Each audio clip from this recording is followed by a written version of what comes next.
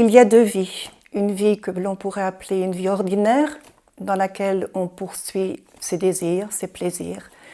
C'est la vie qui nous fait rechercher des possessions, de l'argent, la fortune, la renommée. C'est une vie qui est quand même limitée, c'est une vie qui est finie, définie on pourrait dire. Et puis il y a une vie qui est beaucoup plus intéressante, qui est beaucoup plus profonde, beaucoup plus riche, c'est notre vie intérieure. C'est une vie qui est, elle, illimitée, elle est universelle, elle est infinie. Comment atteindre cette vie? Comment la trouver? C'est par notre conscience. Donc il faut d'abord éveiller notre conscience. Comment éveiller notre conscience? Il faut s'en remettre à la grâce de Dieu. La grâce de Dieu agira comme une baguette magique à l'heure de Dieu, ce que l'on appelle l'heure de Dieu. Donc on n'a pas à s'inquiéter. Nous sommes tous appelés à nous éveiller. Notre conscience est toujours en direction de l'éveil, en direction du haut, de l'élévation.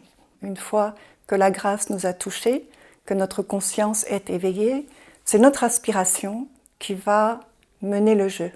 Ensuite, elle va forcément ou naturellement nous conduire à la méditation, parce que seule la méditation peut nous conduire rapidement et effectivement à la connaissance du soi.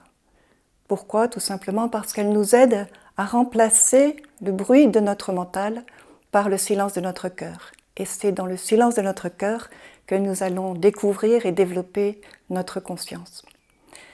Donc petit à petit, nous entrons dans le domaine du don de soi.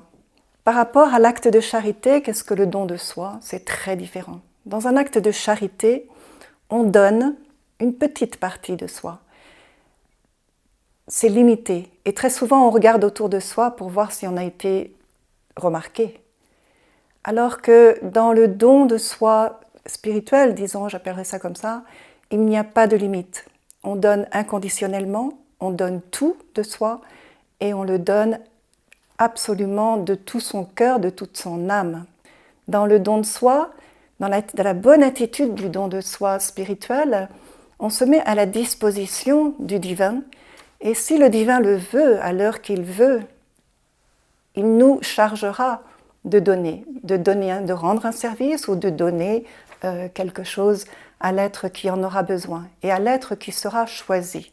Ce n'est pas à nous de choisir, ce n'est pas à nous de décider de nous donner ou bien de rendre service. C'est ça toute la différence entre l'acte de charité et l'acte du don de soi dans le domaine spirituel. On appelle souvent ce don de soi le service désintéressé. Lorsqu'on est sur le plan ordinaire, rendre service ou donner, c'est quelque chose qui peut être égoïste.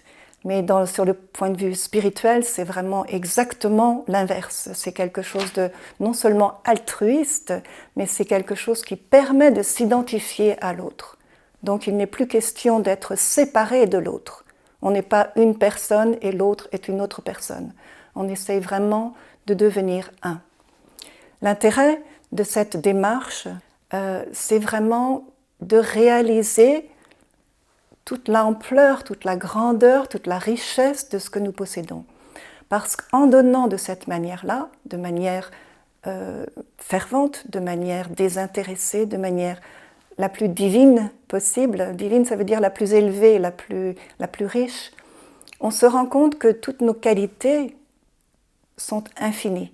Le petit peu de bonne volonté, le petit peu d'amour, le petit peu de joie que l'on voulait transmettre devient immense, devient infini.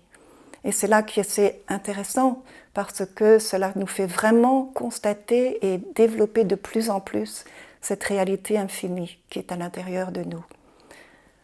Trouver le sens de sa vie, c'est trouver cette réalité intérieure.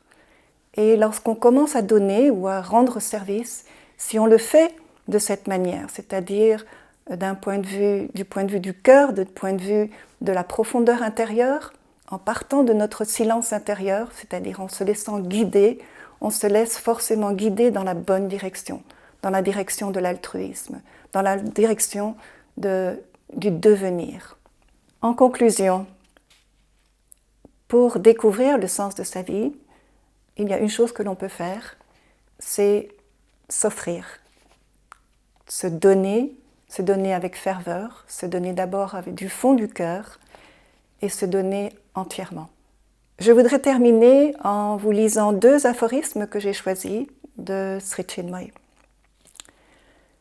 Ce n'est pas en étant obligé de trouver la vérité, mais c'est en ayant soif de trouver la vérité que vous découvrirez le véritable sens de la vie. Voulez-vous comprendre le sens profond de la vie? Alors croyez en les visions les plus élevées de votre vie d'aspiration. Croyez en les réalités les plus profondes de votre vie de consécration.